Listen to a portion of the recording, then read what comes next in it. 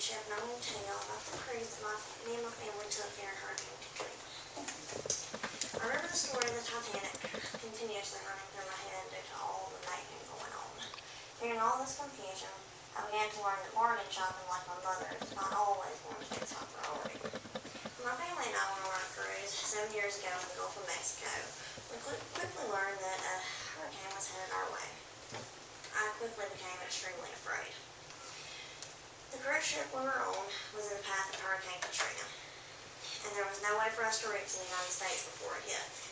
Today I would like to describe my cruise experience with you, from the terrifying motions of the boat, being unable to get back to our vehicles in Mobile, Alabama. My mom has always been the type of person that likes to do exciting things, but also constantly looking for a deal. When my mom began searching for cruise tickets, she quickly realized the much cheaper tickets available during August. Little did my mom know the fear that this particular bargain purchase had in store. The day of our departure, we arrived in Mobile, Alabama, ready for the 5-day cruise, which would soon turn into 6. Our third day on the cruise, the captain announced that Hurricane Katrina was headed our way.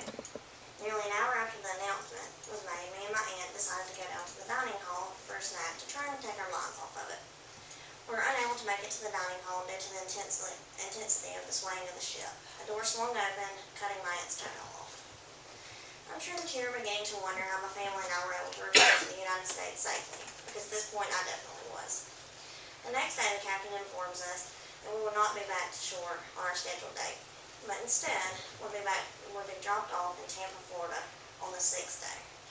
Chaos began to set in due to confusion of how to get home without our vehicles, and how to get our vehicles with all the storm damage. My mom decides that we would fly to Birmingham, Alabama, rent a car, and drive home, and wait until the roads were clear to go to Mobile and pick up our cars. After my grandmother hears this plan, she begins to stress out, because she has never flown before. My grandmother's the type of person who stresses over anything and everything, so much less flying for her first time.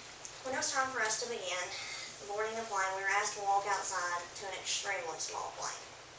During the plane ride, we experienced a great deal of turbulence, causing my grandmother to become sick to her stomach.